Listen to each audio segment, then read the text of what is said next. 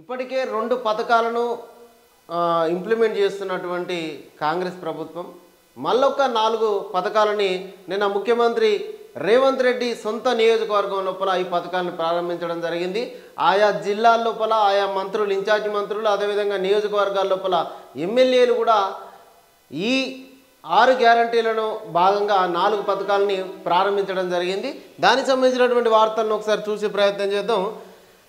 నిన్న జరిగినటువంటి సమావేశం లోపల కేసీఆర్ నీకు పదవి ఎందుకు, 13 నెలల్లో ఒక్కరోజైనా అసెంబ్లీకి వచ్చినవా, ప్రధాన ప్రతిపక్ష నాయకుడు హోదా అవసరమా నీకు, ఫామ్ హౌస్ గడీల నుంచి పరిపాలిస్తామంటే కుదరదు, 10 ఏళ్లలో ఒక్కరికైనా రేషన్ కార్డు వచ్చిందా, ఇచ్చిర్రా, మా పాలనలో ప్రజలే రాజులు పాలకులు, వారి వద్దకే సీఎం మొదలు అధికారుల వరకు, పదవులు దోచుకోవడంలో కేసీఆర్తో మేము పోటీ పడము. చంద్రవంచ సభలో సీఎం రేవంత్ రెడ్డి 4 పథకాలు ప్రారంభించడం జరిగింది. అసెంబ్లీకి రాని కేసీఆర్కు ప్రతిపక్ష హోదా ఎందుకు, తెలంగాణ రాష్ట్రం లోపల కాంగ్రెస్ ప్రభుత్వం ఏర్పడి 13 నెలలు అవుతున్నా కేసీఆర్ జాడ కనబడతలేదు. కేసీఆర్ అధికారంలో ఉన్నప్పుడు అదేవిధంగా అధికారం పోయిన తర్వాత కూడా ఫామ్ హౌస్కే పరిమితం అవుతా ఉన్నాడు. ఫామ్ హౌస్కే పరిమితం అవుతున్నటువంటి కేసీఆర్కు ప్రధాన ప్రతిపక్ష నాయకుడు హోదా అవసరమా అని నిన్న ముఖ్యమంత్రి రేవంత్ రెడ్డి ఈ 4 పథకాల ప్రారంభోత్సవ కార్యక్రమం లోపల మాట్లాడడం జరిగింది. ఏది ఏ 4 పథకాలు, గతంలో ఎవరు వీళ్ళు పదవులు దోచుకోవడం లోపలనే వీళ్ళు నిమగ్నమై ఉన్నారు. ఎవరైతే కాంగ్రెస్ పార్టీ నుంచి బీఆర్ఎస్ పార్టీలో చేరిలో వాళ్ళకే పథకాలు చేకూరినాయి. ఇప్పుడు గ్రామాల లోపల గ్రామ సభలు పెట్టి ఆ గ్రామాల లోపల లేనటువంటి నిరుపేదలకు ఇవ్వాలనేటువంటి ఆలోచన, ఆ గ్రామంలో ఇల్లు ఉన్నదా, రేషన్ కార్డు ఉన్నదా, వాళ్ళ గుంట భూమి కూడా ఉన్నదా లేదా అనేది గ్రామ సభల లోపలనే తేలుతూ ఉన్నది. కాబట్టి అక్కడికక్కడనే ఎవరికి లేదో, వాస్తవంగా ఎవరికి లేదో వాళ్ళకే ఇచ్చేటువంటి ప్రయత్నం జరుగుతూ ఉన్నది. ఇది బీఆర్ఎస్ పార్టీకి అదేవిధంగా కాంగ్రెస్ పార్టీకి ఉన్న తేడా అంటూ ముఖ్యమంత్రి చెప్పడం జరిగింది. కేవలము వాళ్ళ పార్టీ వాళ్ళకు మాత్రమే ఇచ్చేటువంటి ప్రయత్నం బీఆర్ఎస్ చేసింది. ఇవాళ అందరికీ రైతును రాజుగా చేసేటువంటి ప్రయత్నం చేస్తూ ఉన్నాం. రైతు భరోసా కింద ఏడాదికి 12,000 రూపాయలు ఇస్తూ ఉన్నాం. అదేవిధంగా క్వింటాలకు సన్నవడ్లకి క్వింటాలకు 500 రూపాయల చొప్పున బోనస్ కూడా ఇస్తూ రైతు ముఖం లోపల సంతోషం చూపిస్తూ ఉన్నాం. అదేవిధంగా ఆత్మీయ భరోసా కింద ఇందిరా ఆత్మీయ భరోసా కింద ఏడాదికి 12,000 రూపాయలు గుంట భూమి లేనటువంటి కౌలు రైతులకు, ఉపాధి హామీ కూలీలకు 12,000 రూపాయలను ఇవ్వాలని కాంగ్రెస్ ప్రభుత్వం ఆలోచన చేస్తూ ఉన్నది. అదేవిధంగా గత 10 సంవత్సరాలుగా కొత్త రేషన్ కార్డు ఒక్కటి కూడా ఇవ్వలేదు. రేషన్ కార్డులు ఇవ్వకుండా రేషన్ సరుకులకు దూరం చేసినటువంటి గత ప్రభుత్వానికి ఈ ప్రభుత్వానికి తేడాను గమనించండి అంటూ కూడా ముఖ్యమంత్రి మాట్లాడడం జరిగింది. ఏది అదేవిధంగా ఆత్మీయ భరోసా, ఇందిరా ఆత్మీయ భరోసా, అదేవిధంగా ఇందిరమ్మ ఇండ్లు, కేంద్ర ప్రభుత్వం నుంచి రావాల్సినటువంటి నిధులను తేనటువంటి బీజేపీ మంత్రులు, కేంద్ర మంత్రులు, ఎంపీలు వాళ్ళు మాట్లాడుతూ ఉన్నారు. ఇక్కడ కేంద్రం నుంచి వచ్చేటువంటి పథకాలకి మోడీ ఫోటోలే పెట్టాలని చెప్పేసి మాట్లాడుతూ ఉన్నారు. ఇక్కడ కేవలం మీరు ఇచ్చేటువంటి 80,000 రూపాయలకు ఇక్కడ ఎస్సీ ఎస్టీలకు 6 లక్షల రూపాయలు, మిగతా వాళ్ళకి 5 లక్షల రూపాయలు ఇందిరమ్మ ఇండ్ల కింద శాంక్షన్ చేస్తూ ఉన్నది ప్రభుత్వం. ఇప్పటికే 2 పథకాలు ఇంప్లిమెంట్ అవుతూ ఉన్నాయి. మిగతా 4 పథకాలను కూడా ఇంప్లిమెంట్ చేసేటువంటి నిన్న పథకాన్ని ప్రారంభించడం జరిగింది. దాంతో దాదాపుగా 1 కోటి మందికి రేషన్ అందించేటువంటి ఆలోచన లోపల ప్రభుత్వం ఉన్నట్టుగా తెలుస్తూ ఉన్నది. ఇది అర్ధరాత్రి నుంచే రైతుల ఖాతా లోపల డబ్బు జమ కాబోతా ఉన్నది. ప్రజాప్రభుత్వం ప్రారంభించిన 4 పథకాలను అర్హులందరికీ అందిస్తామని చెప్పేసి చెప్పారు. ఇది నిన్న అర్ధరాత్రి నుంచే రైతుల ఖాతా లోపల డబ్బు జమ అయినట్టుగా వార్తనైతే ఉన్నది. వర్సిటీల ప్రైవేటీకరణకు కేంద్రం కుట్ర, యూజీసీ తాజా ప్రతిపాదనలకు రాష్ట్రం వ్యతిరేకం, ప్రొఫెసర్ల వయోపరిమితి 65 ఏళ్లకు పెంపు, అంబేద్కర్ విగ్రహావిష్కరణలో సీఎం రేవంత్, ఓపెన్ యూనివర్సిటీ విద్యార్థులకు ఫీజు రియంబర్స్మెంట్. ఎంత మంచి వార్త చూడండి. ఓపెన్ యూనివర్సిటీ డిగ్రీ కానీ పీజీ కానీ చేస్తున్నటువంటి ఓపెన్ యూనివర్సిటీ విద్యార్థులకు కూడా ఫీజు రియంబర్స్మెంట్ ఇవ్వాలనేటువంటి ఒక గొప్ప ఆలోచన ముఖ్యమంత్రి రేవంత్ రెడ్డి గారు చేయడం జరిగింది. ఇది అదేవిధంగా బీఆర్ఎస్ ప్రభుత్వం లోపల తెలంగాణ లోపల అన్ని ప్రైవేటు యూనివర్సిటీలకు పచ్చ జెండా ఊపిర్రు. మేము దానికి వ్యతిరేకం, యూజీసీ తాజా ప్రతిపాదనలకు రాష్ట్రం వ్యతిరేకం, ప్రైవేటు యూనివర్సిటీలకు వ్యతిరేకం అంటూ కూడా ముఖ్యమంత్రి స్పష్టం చేయడం జరిగింది. ఇది నిజంగా ఇక్కడ ఉన్నటువంటి యూనివర్సిటీల అస్తిత్వాన్ని దెబ్బతీయకుండా వాళ్ళ యొక్క యూనివర్సిటీ యొక్క స్టాండర్డ్ని మెయింటైన్ చేసే విధంగా ప్రైవేటు యూనివర్సిటీలకు వ్యతిరేకంగా ముఖ్యమంత్రి తీసుకున్న ఈ నిర్ణయం ప్రభుత్వం యూనివర్సిటీల్లో చదువుతున్నటువంటి విద్యార్థులకు ఒక చేయూతనిచ్చే వార్త ఇది. వాళ్ళకు కొంత అండగా నిలబడేటువంటి వార్త ఇది. పాత పద్ధతిలోనే డిగ్రీ అడ్మిషన్లు, దోస్తుకు స్వస్తి పలికే ఆలోచనలో ఉన్నత విద్యామండలి, ఏటా మిగిలిపోతున్న వేలాది సీట్లు, డిమాండ్ లేని కోర్సుల సీట్లలో కోత, ప్రాజెక్టు వర్క్ ఉండేలాగా కొత్త సిలబస్, నైపుణ్యాల అభివృద్ధికి ప్రాధాన్యత, కొత్త కాలేజీలకు అనుమతులు కష్టమే. ఇది పాత పద్ధతి లోపల దోస్తు తీసుకొచ్చిర్రు. ఈ దోస్తు చేయబట్టి ఏమైంది, కొన్ని పాత పద్ధతి అంటే చాలా సీట్లు, వేలాది సీట్లు ఈ దోస్తు పద్ధతి లోపల ఫిలప్ అయితలేవు. కొన్ని కోర్సులకి విద్యార్థులు అడ్మిషన్లే ఉండట్లేదు.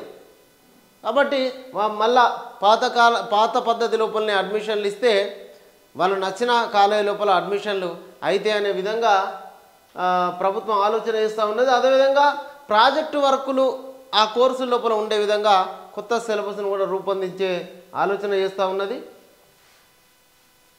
మాజీ ఎమ్మెల్సీ సత్యనారాయణ ఇక లేరు. అనారోగ్య సమస్యలతోటి బాధపడుతూ కన్నుమూత, రాజకీయ నాయకుడిగా జర్నలిస్టుగా సేవలు. సీఎం రేవంత్, బీఆర్ఎస్ అధినేత కేసీఆర్ సంతాపం. పద్మ అవార్డుల్లో తెలంగాణకు అన్యాయం, రాష్ట్రం కోటాలో ఇతర ప్రాంతాల వారికి పురస్కారాలు, ఎన్నో ఏళ్లుగా కొనసాగుతున్న వివక్ష. తెలంగాణ కోసం జీవితాన్ని త్యాగం చేసిన జయశంకర్ సార్కు దక్కని అవార్డు. సినీ గేయ రచయిత చంద్రబోస్కు ఆస్కార్ దక్కిన వరించని పద్మ పురస్కారం. కవులు, కళాకారులు, సాహిత్య నిపుణులకు దక్కని గుర్తింపు. కేంద్రం నిర్ణయాన్ని తప్పుపట్టిన సీఎం రేవంత్ రెడ్డి. రాష్ట్ర ప్రభుత్వ సిఫార్సులను పట్టించుకున్నటువంటి కేంద్రం. పద్మ అవార్డులపైన డిప్యూటీ సీఎం బట్టి స్పందన.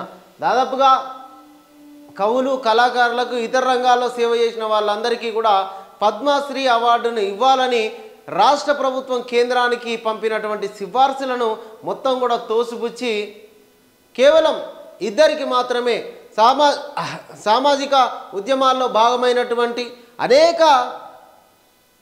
అనేక పథకాలకు అంటే అనేక స్కీములు కూడా రావడానికి ఆద్యుడైనటువంటి మందకృష్ణ మాదిగకు గత 30 సంవత్సరాలుగా వర్గీకరణ లక్ష్యంగా చేస్తున్నటువంటి బహుజనుల బ్రతుకుల లోపల ఈ వర్గీకరణతోటే వాళ్ళ బతుకుల లోపల వెలుగులు నిండుతాయని చెప్పి 30 ఏళ్ళుగా అల్పెరగని పోరాటం చేస్తున్న మందకృష్ణ మాదిగకు పద్మశ్రీ అవార్డును కేంద్రం ప్రకటించింది.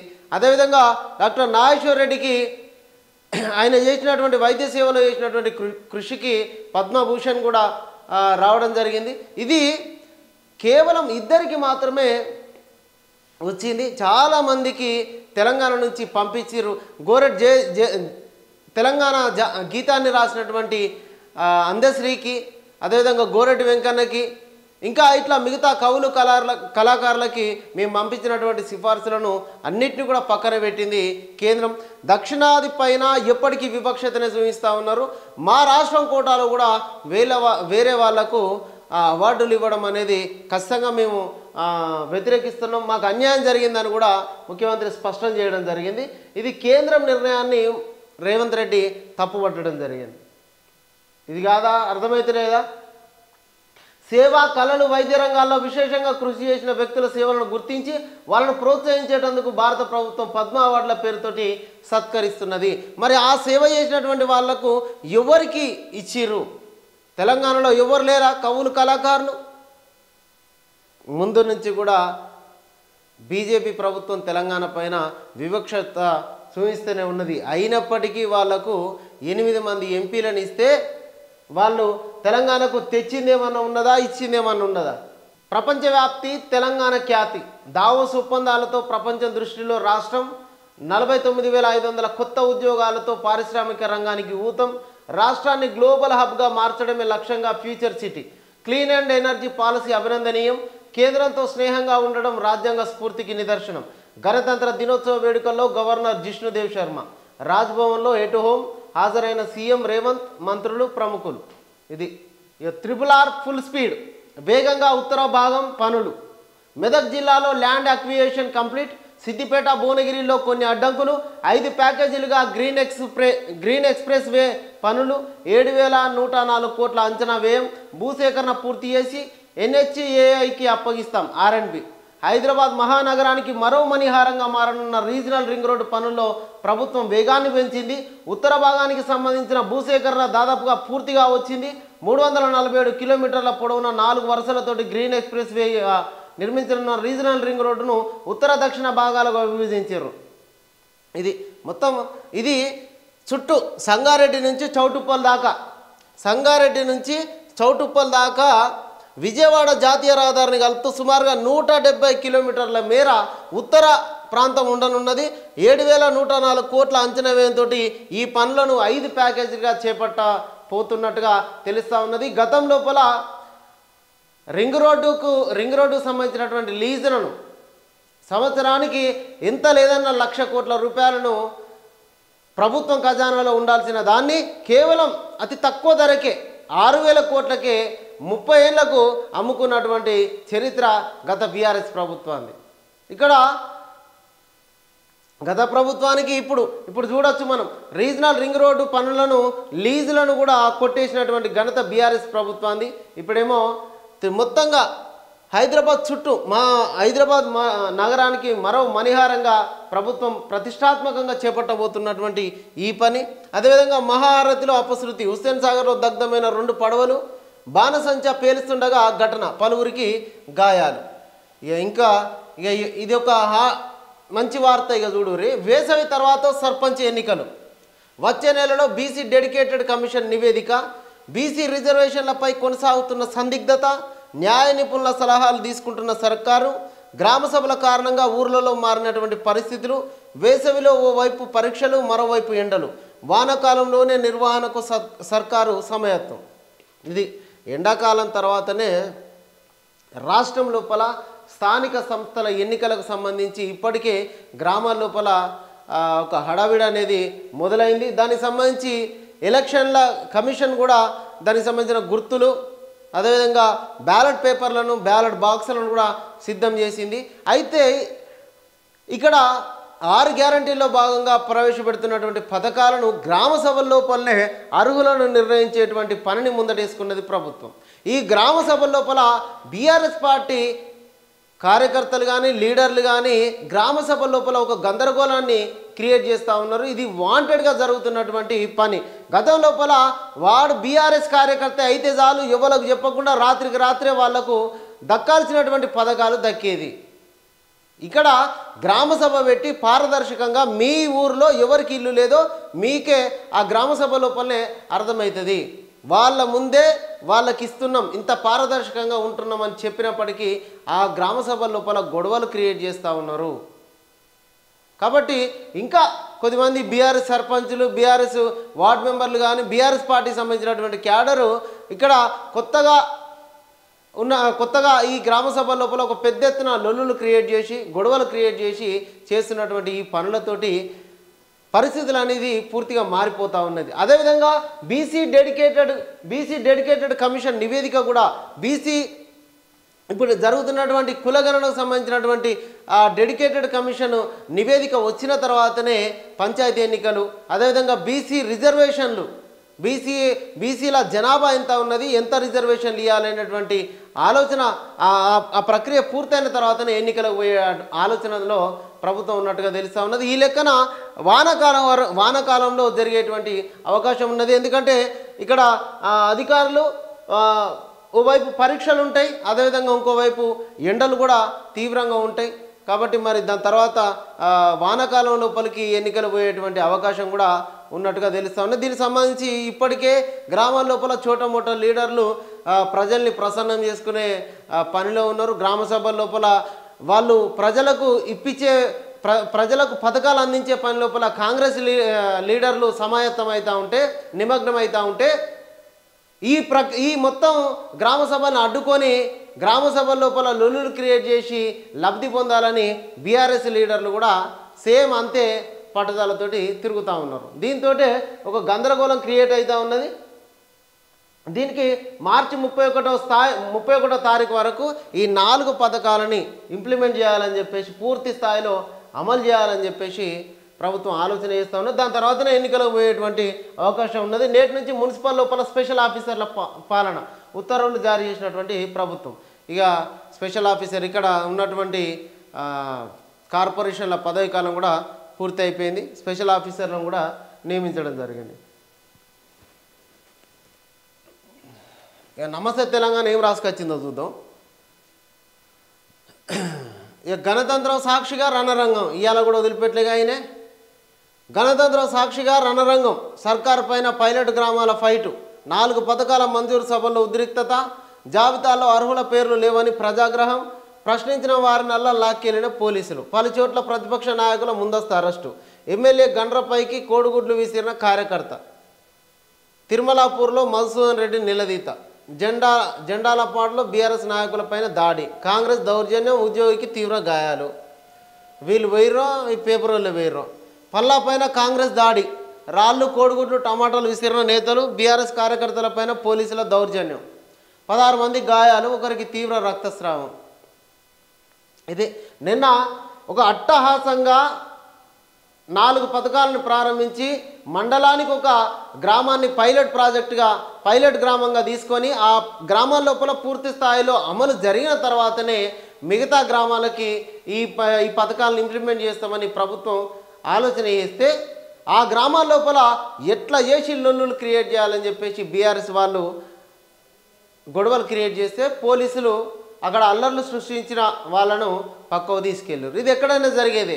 అది బీఆర్ఎస్ వల్ల కాంగ్రెస్ వల్ల గొడవలు చేస్తున్నాయని చూడరు. పోలీసు వాళ్ళు ఖచ్చితంగా అక్కడ అల్లర్లు కాకుండా చూస్తారు. వాళ్ళ పని వాళ్ళు చేసుకుంటూ పోయారు.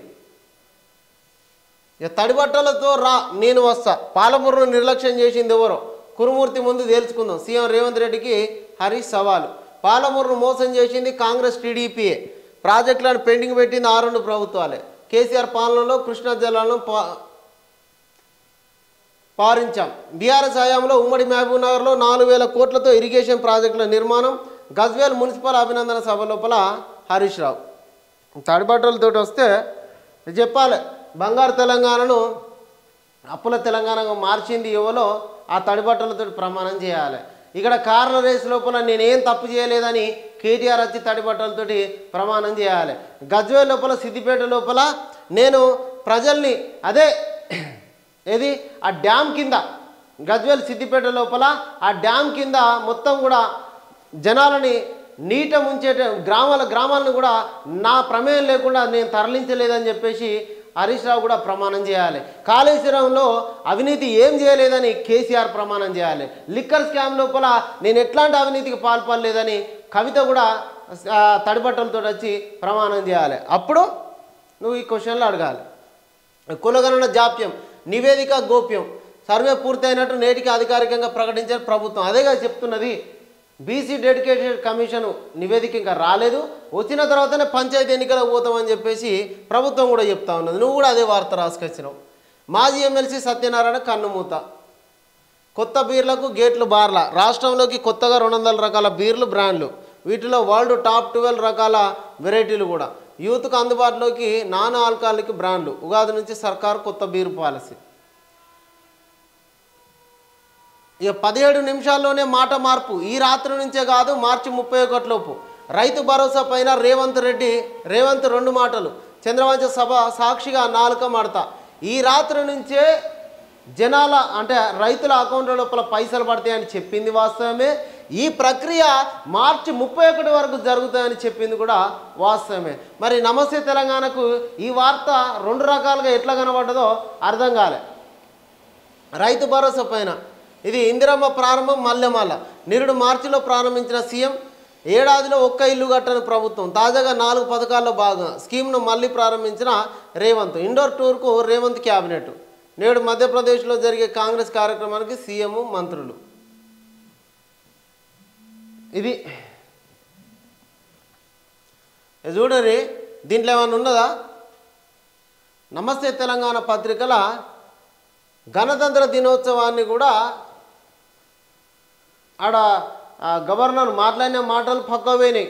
గవర్నర్ ఏం మాట్లాడిండు, దావోస్లో పెట్టుబడుల గురించి రాష్ట్రం యొక్క పేరు ప్రపంచవ్యాప్తంగా మారుమోగిందని జిష్ణు శర్మ మాట్లాడితే, గవర్నర్ మాట్లాడితే వీళ్ళకి అది కనబడలే. ఇది నమస్తే తెలంగాణ రాసినటువంటి వార్తలు. మనం అంతకుముందు పేపర్ లోపల దిశ పత్రిక లోపల ప్రభుత్వం ఏం చేసింది, ప్రతిపక్షం ఏం చేస్తున్నా స్పష్టంగా రాసుకొచ్చారు. నమస్తే తెలంగాణకు ఒకటే కనబడ్డది. ఇది పచ్చ కామెరలకు లోకం అంతా పచ్చ కనబడతా అంటాం కదా, గట్లనే ఉన్నది.